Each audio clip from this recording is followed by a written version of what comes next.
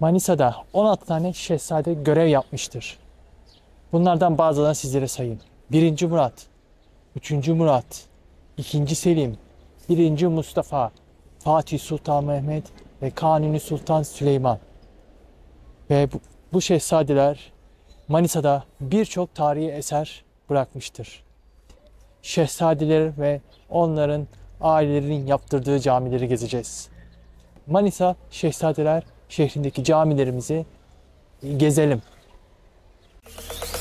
Zombie apocalypse.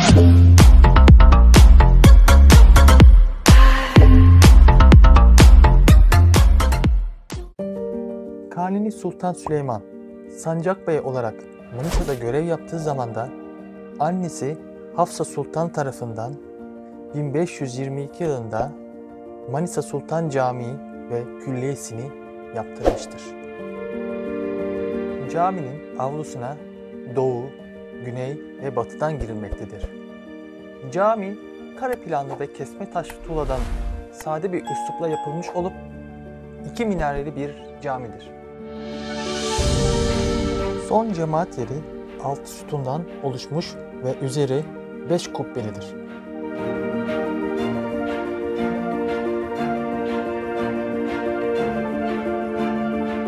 Son cemaat yerinin batı kısmının duvarında ise bir güneş saati yer almaktadır.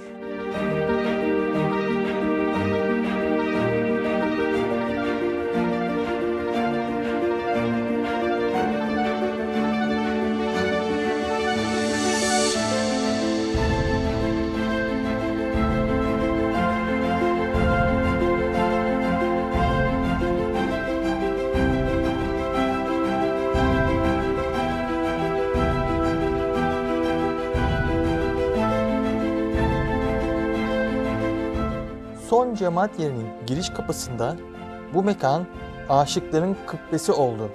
Her kim buraya eksik gelirse tamam olur yazısı bulunmaktadır.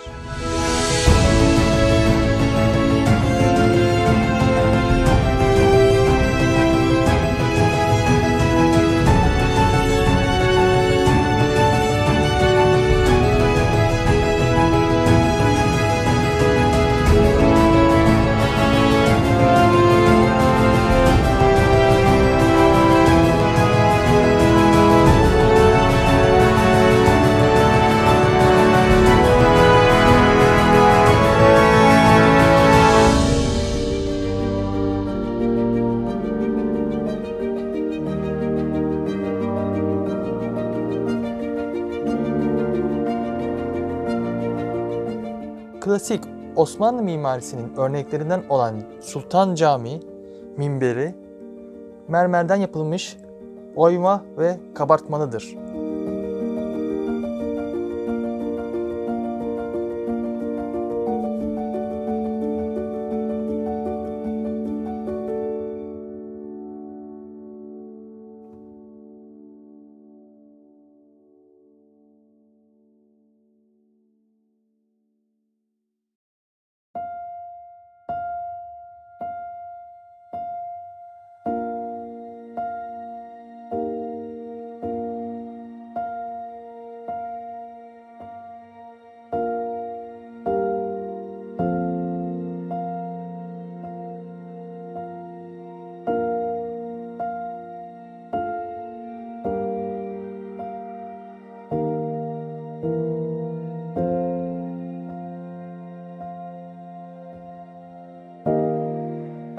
Caminin etrafında medrese, Kur'an-ı Kerim okuma yazma öğretmek için, Sübyan Mektebi, ihtiyaç sahiplerine yemek sunmak için, imaret ve değişirlerin sohbet etmeleri için Han Kahtan meydana gelen bir külliye bulunmaktadır.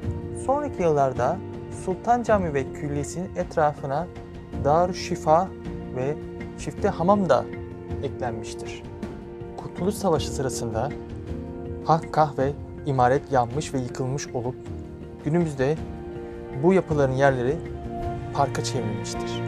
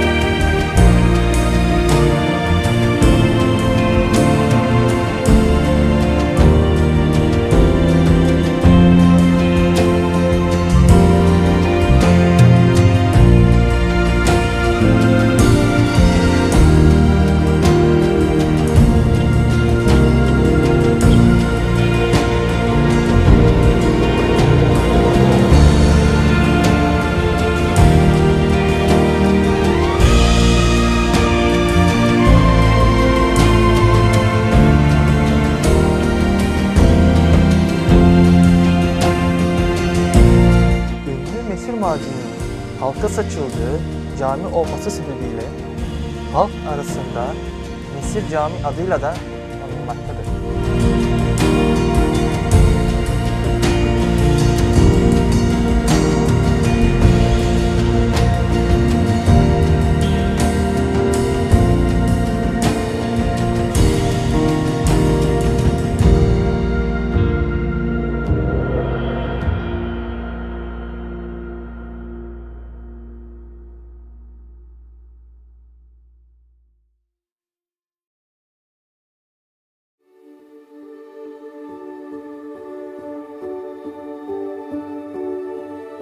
Hafsa Sultan Şifahanesi günümüzde Tıp Tarihi Müzesi olarak hizmet vermektedir. Tıp Tarihi Müzesi'nin içinde Manisa'nın önde gelen doktorları, ruh ve sinir hastalıkları, kadın hastalıkları, göz ve diğer tarihte kullanılmış aletler, kitaplar sergilenmektedir. Giriş ücretsiz olup Sultan Camii Külliyesi'nde yer almaktadır.